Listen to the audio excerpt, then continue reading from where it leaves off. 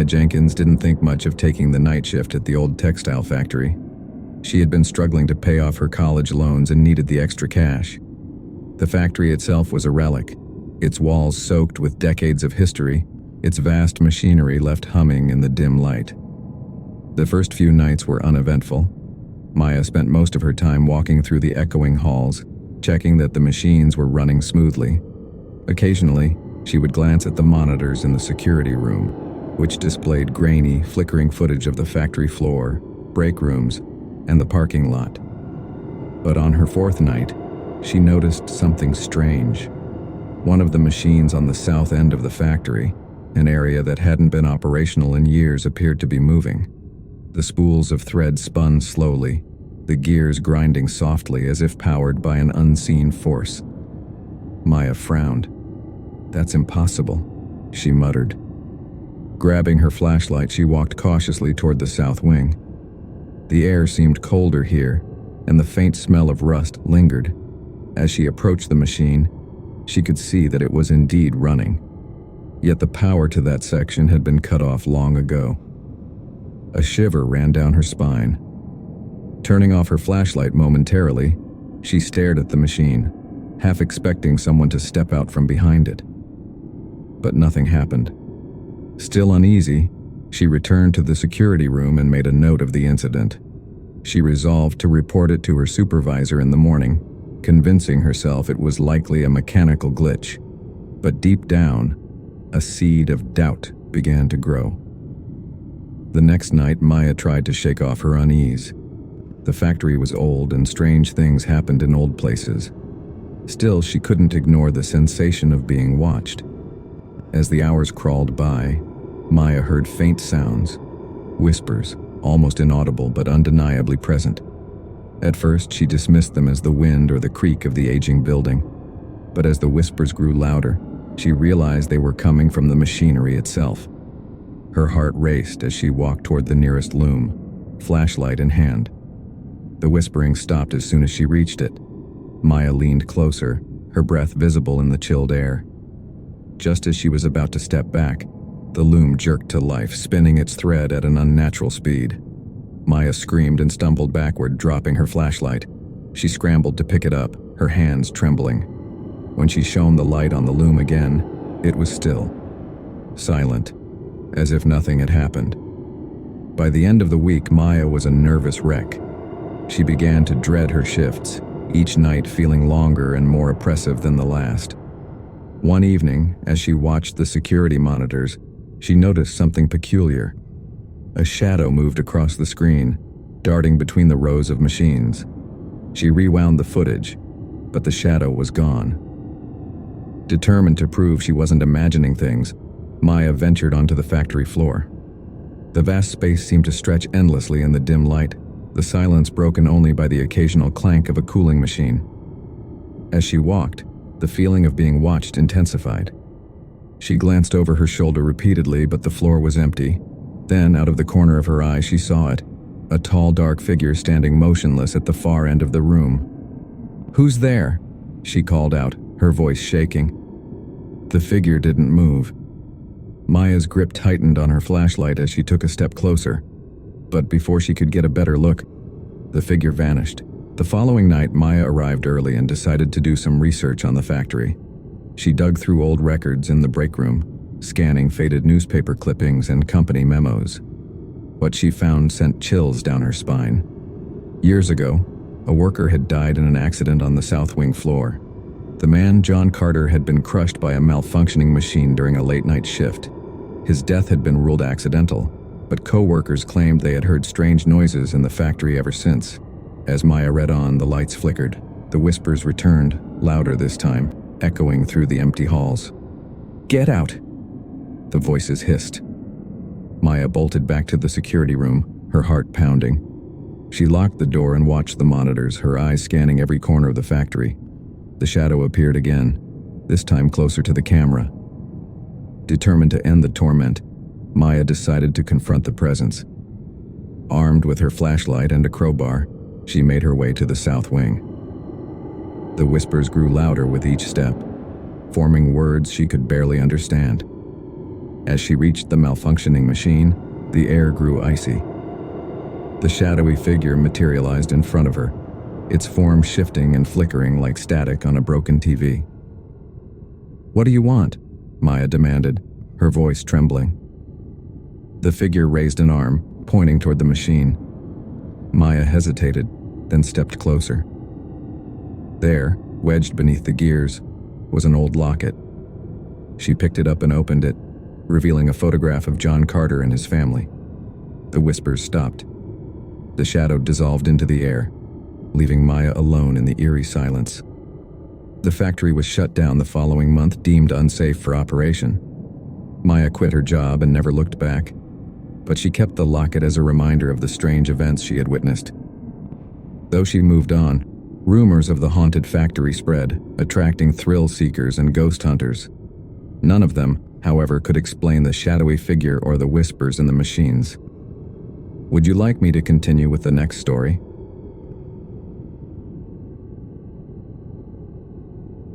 After losing his previous job, David Wilson accepted the only position he could find, a night security guard at St. Augustine's Hospital. The hospital was in the process of shutting down, with most departments already moved to a newer facility. Only the East Wing, used for storage, remained functional. David didn't mind the quiet. He figured it would be an easy gig: check a few rooms, monitor the cameras, and stay awake until dawn. On his first night, he roamed the dimly lit hallways, the faint hum of fluorescent lights his only company. The East Wing was a labyrinth of empty patient rooms, abandoned equipment, and shadowy corners. The first few hours passed uneventfully, but as midnight approached, David began to feel uneasy. The silence seemed too deep, the darkness too heavy. When he entered the pediatric ward, he froze. A single wheelchair stood in the middle of the hallway, facing him.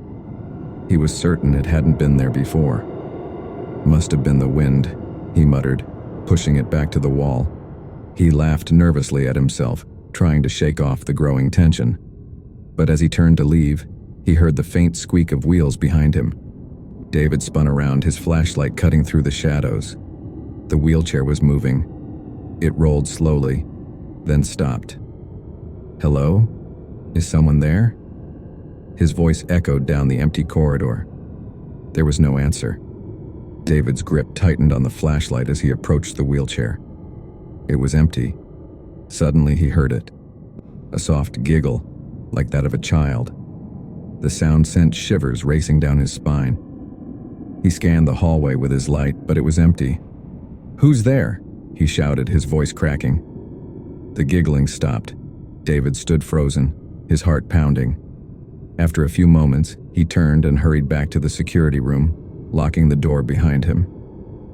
The next few nights, David kept his patrols brief, sticking close to the security room as much as possible. But the unsettling events didn't stop.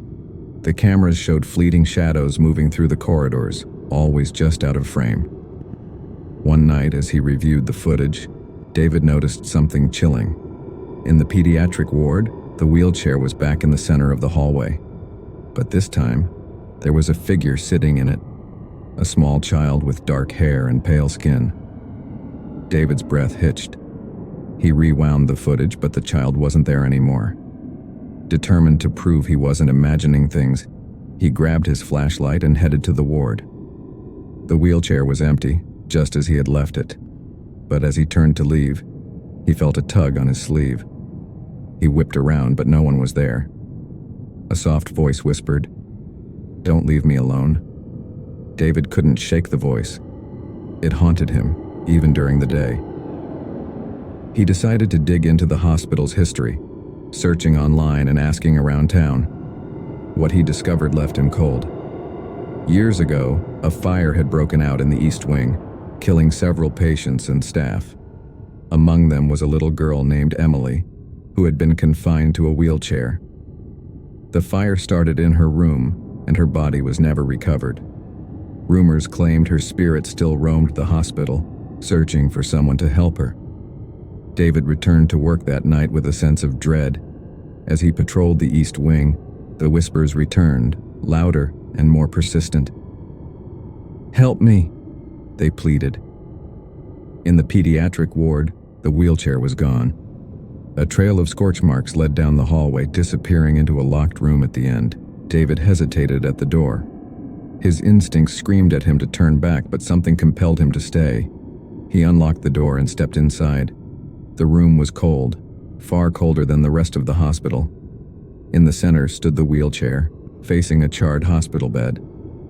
As David approached, he saw a faint figure sitting in the chair, a little girl, her face obscured by shadows. "Emily," he whispered.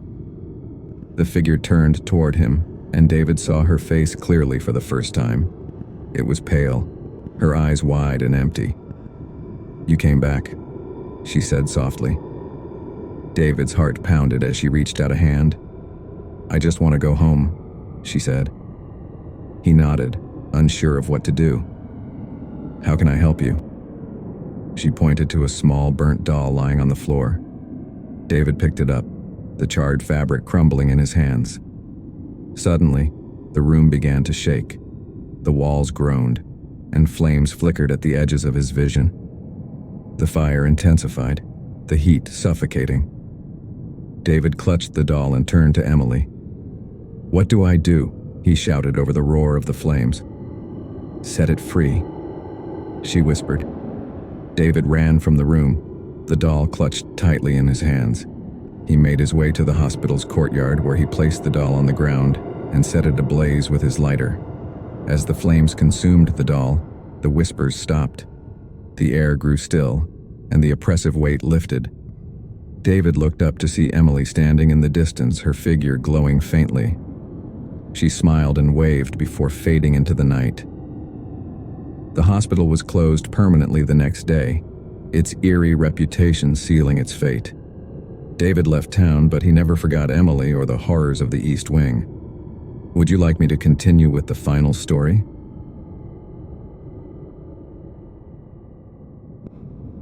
Lila Carter had recently started a new job as the night shift manager at Wexler Textiles, an old factory on the outskirts of town.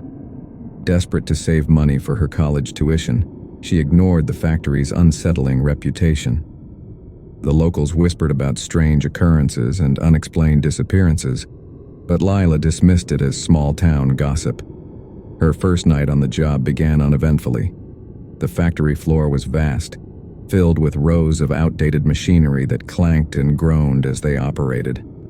The fluorescent lights flickered occasionally, but Lila chalked it up to the building's age. Around midnight, as Lila was inspecting the production line, she noticed something odd.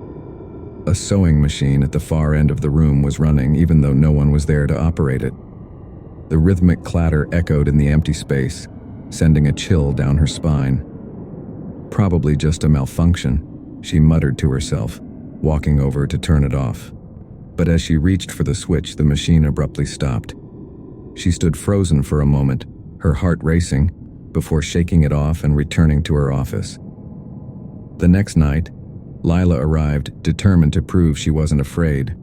She busied herself with paperwork, trying to ignore the unsettling silence that filled the factory. Around 2 a.m., she heard it, a series of soft, deliberate footsteps echoing through the hall outside her office. "Hello? Is someone there?" she called, stepping into the hallway.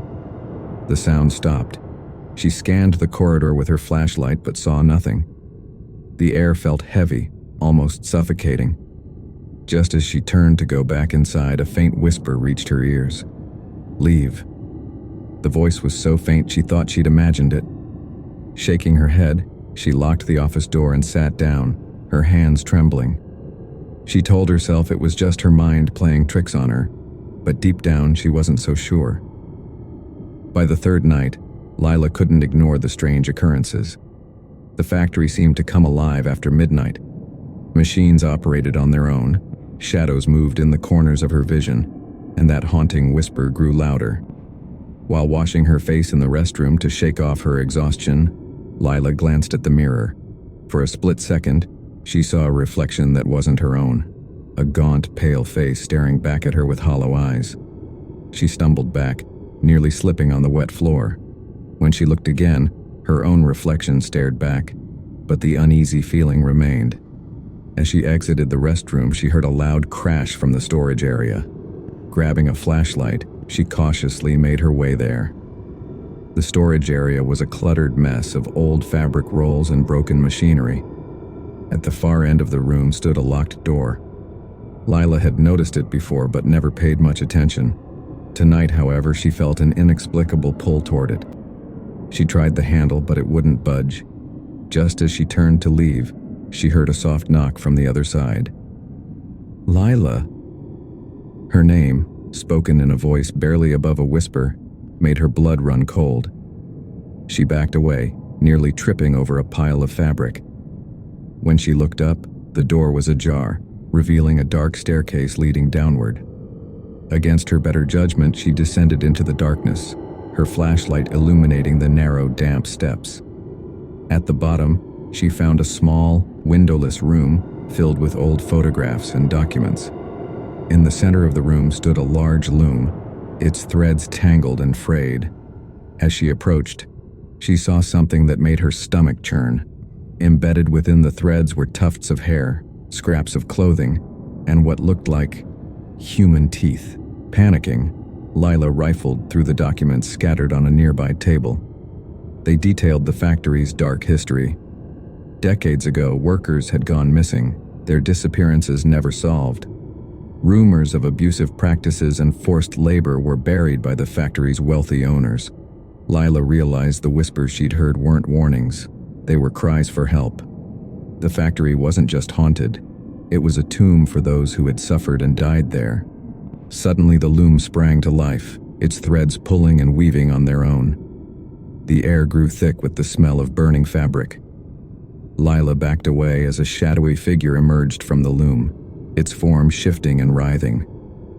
"Why are you here?" the figure growled, its voice low and guttural. I didn't know," Lila stammered, her back pressed against the wall. The figure pointed a long, skeletal finger at her. "You cannot leave." Lila's survival instincts kicked in. She grabbed a heavy metal wrench from the table and swung it at the loom, breaking several wooden beams. The figure howled in rage, its form flickering like a dying flame. "You cannot destroy what you do not understand," it roared. Desperate, Lila lit one of the old documents on fire and threw it at the loom. The flame spread quickly, consuming the threads and sending the figure into a frenzy. The room began to collapse, the walls cracking and splintering. Lila bolted up the staircase, the fire and shadows chasing her. She burst out of the storage area just as the door slammed shut behind her. The factory burned to the ground that night, the fire visible for miles. Lila watched from a safe distance, her heart heavy but relieved. She never returned to Wexler Textiles, but the memories of her time there haunted her dreams. The factory's dark secrets were gone, but the voices of its victims still echoed in her mind.